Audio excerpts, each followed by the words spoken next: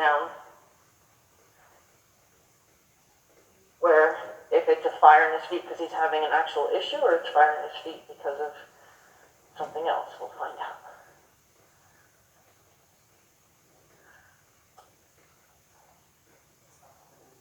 Yeah. Well, I'm not going to ride him for long. I just want to make sure I can get that jog. If I can get that jog, then we know he'll offer it. Right? Yeah.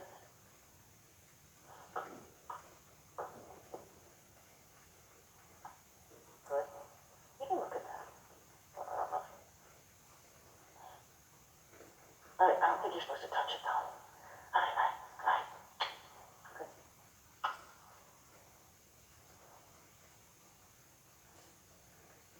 Rolled all over me. Uh-uh.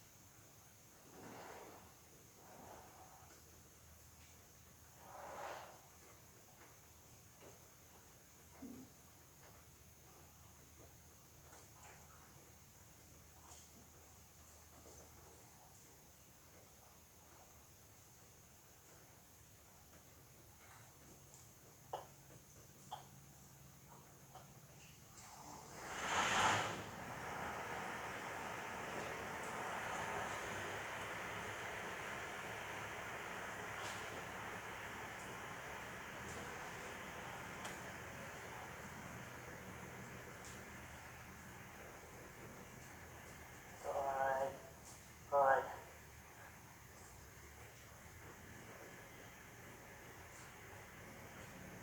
Good.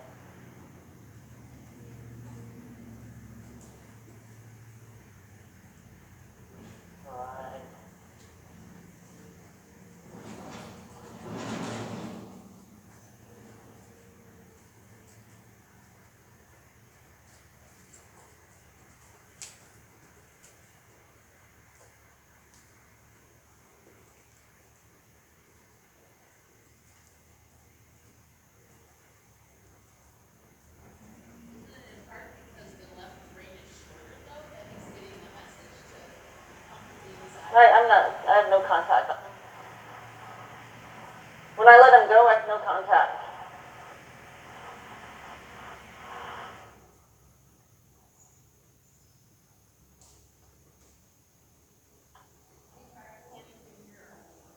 On the outside.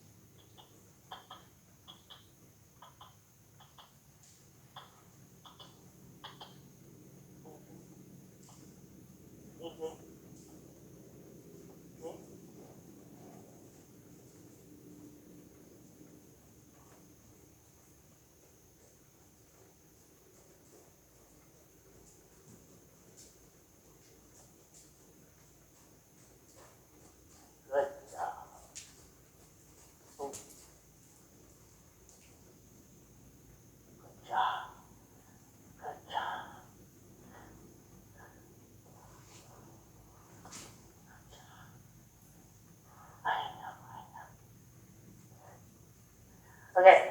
Rider or horse? Or both? So I'm gonna walk you through one thing that I did different that maybe will help you, and I knew it helped him. When I let him loose from the jog that I was looking for, I put my fingers on this pad to hold my hands steady. So there was no communication at all, so he could understand for sure that that's what I was looking for. And then when I came alive, my hands became active, and then he could tell there's a difference. Let's see if you can do that, and see if when you need to talk to him, you're there, you're on him, you're doing whatever. But as soon as you want to say, "That's right," put your fingers on there so that you can kind of mentally steady your hands.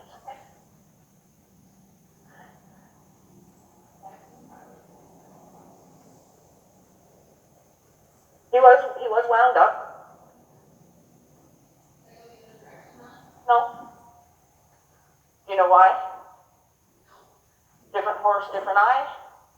If we're having a problem in one direction, we can't fully fix it in the one direction. We don't want to move to the other direction because then we have to start all over.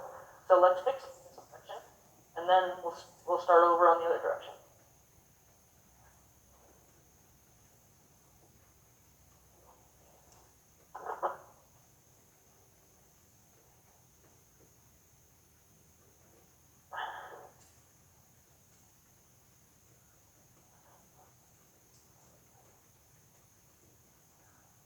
And I didn't watch, but if he walked off the mounting block before you asked him to, don't let him do that.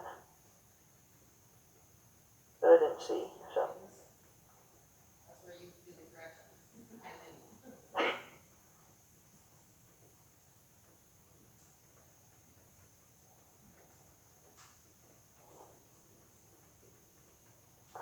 There. That's more punishing than circle, circle. Almost like you're trying to do an emergency stop, but asking him to keep moving.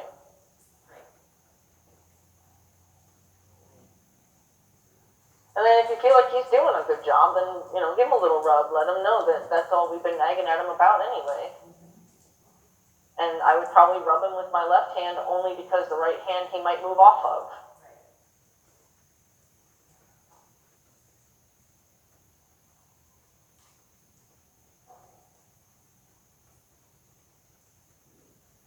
I noticed I gave him the benefit of the doubt, but he definitely had about 4 strides. Sooner I would have done that. But I felt like you were giving him the benefit of the doubt.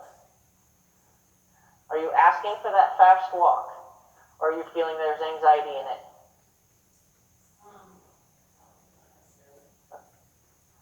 Which? That you're not asking for it, or you don't feel anxiety?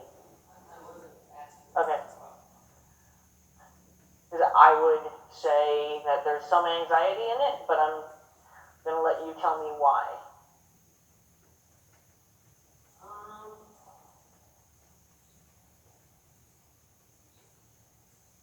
don't know why. He's anticipating what we're going to do next. Oh, okay. So sometimes, like when you start cantering a horse, then all of a sudden you try to walk them and they can't walk because they're so revved up anticipating we're going to be asked to canter again. So that's all. He's anticipating the next move. So how you can help a horse that has those issues is jog and walk them, jog and walk them, jog and walk them. So that way they can say, oh, okay, there is a difference, and she will tell me. I don't have to get worried about when it's going to be expected of me. Because sometimes they just get worried, like horses that are used to being kicked. They get so worried about when that kick is going to come. I'm not saying he has that, but I'm just using examples. Okay, so, good boy, nice little letdown. So go ahead and ask for the jog. Now when I say lean back, I don't mean you have to lean back in your shoulders, just rock back on your pockets. So let me see you rock back in your pockets without your whole body changing. There you go. Okay? So as long as when you go looking for your balance and you rock back on your pockets, you don't find yourself also leaning back, because I have a feeling that slightly brought anxiety to him then too, because it might have given him the impression someone's falling off of me.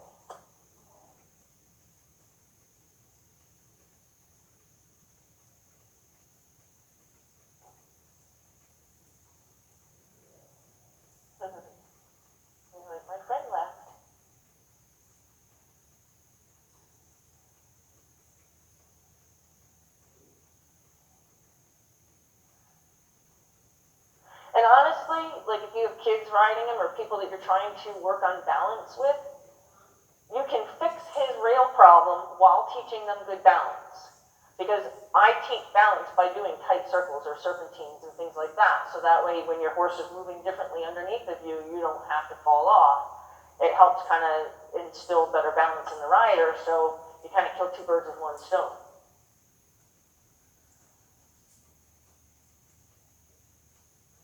Okay, so that's a nice walk. So now I would ask for the jog. Gently, like just kind of say suggestively, let's do a little bit faster now. Yep, good.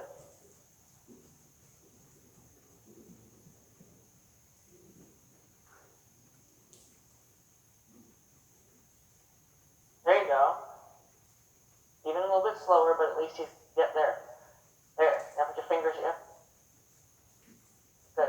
Yep, ask for it again. So as soon as he starts doing something different than that, you want to get active and fix it, and then go as quiet as you can. There. Yep.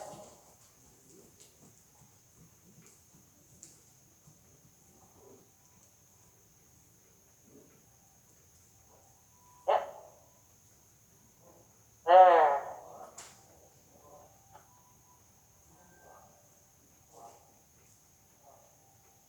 Yep. So really when you ask for that walk, give him like 2 strides to respond. Do you ask for it with the rein or just trying to sit down Sit. heavier? Combination. Sit. Combination. Sit. Rein. You can use words.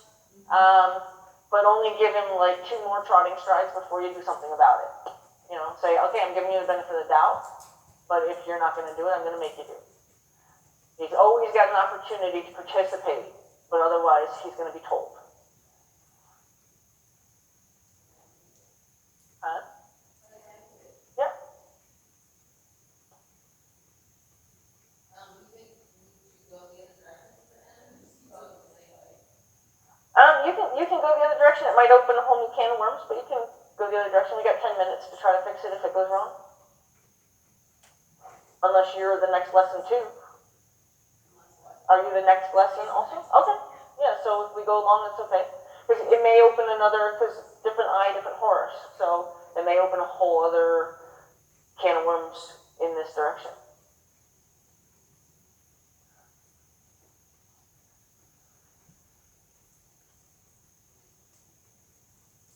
Still going to be your left rein though.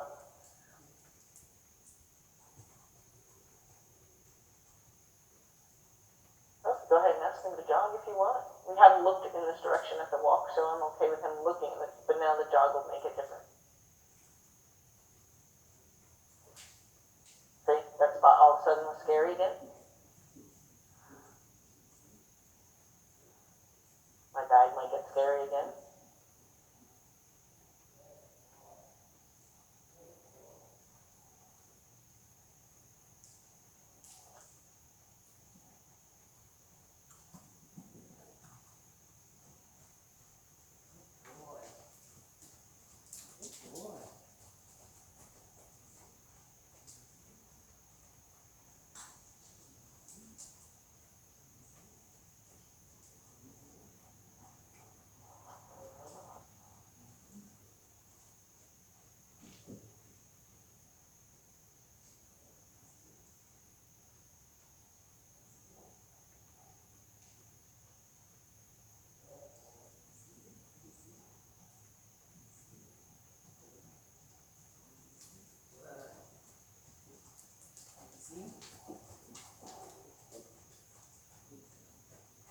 Good.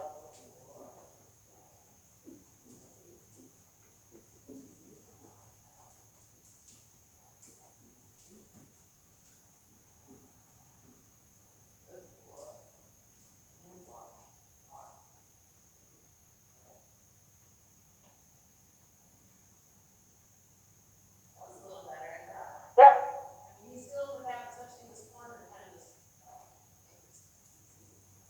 have the speed up. So he just told you that high bobs would be helpful to him. What would be helpful? High bobs? Oh, what, like having your hand up? Yeah. But not doing it with the reins though. Oh.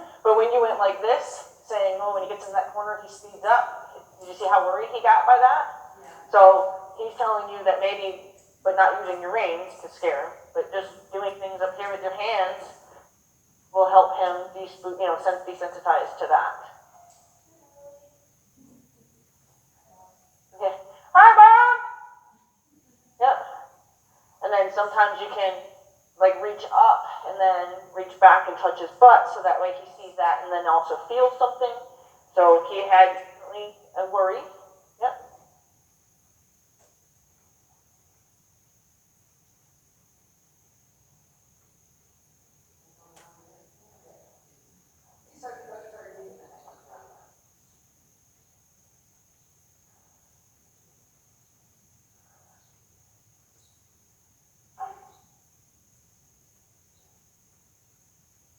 Yeah, and then as you find that becomes less worrisome to him, then you can either take it up a notch or consider it done for today as far as the high bops.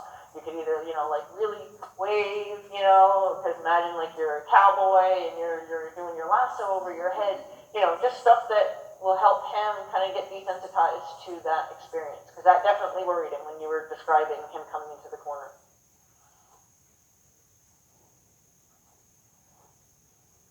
I always try to listen to everything they tell me so I can help them not have to worry about things.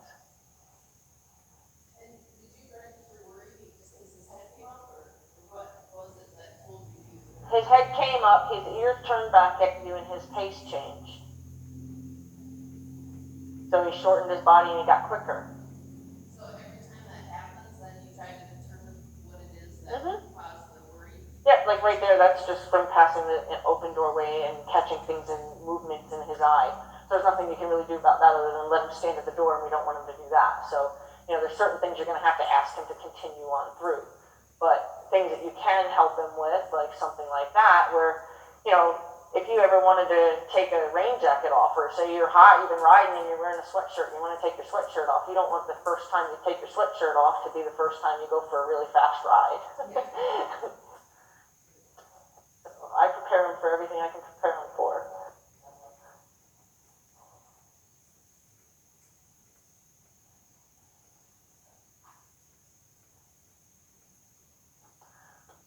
So, starting off, we had a very strong trot. If you have the time, sure, getting him up to where a canter makes a positive sense. There wouldn't have been any point to try to canter him in that little bit of time there. He may or may not have an anxiety that's going to be built in here, and it may be something that, I thought going into a really big arena was going to be like his grand finale. Maybe in here is going to be his grand finale. If you feel like you need work on the canter, then maybe I'll make sure it's good in here, or you and I can go to the round pen and make sure that he, is connecting cruise control with the round pen. So just you're safer in case he decides in here is that panic attack thing. I hate to see you, because I literally was on 2 reins just trying to control him. Or 2 hands on 1 rein.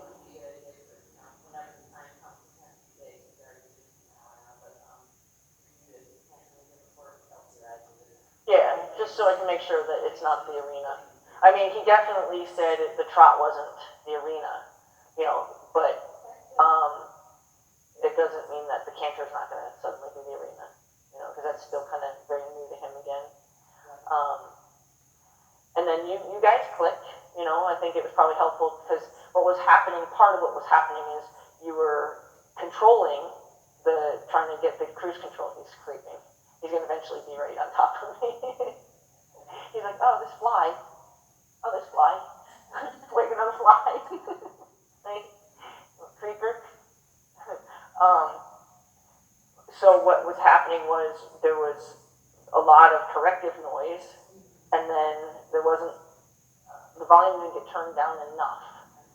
But once you started settling your hands, the volume was able to be turned down enough to where he could go, oh, there is a difference.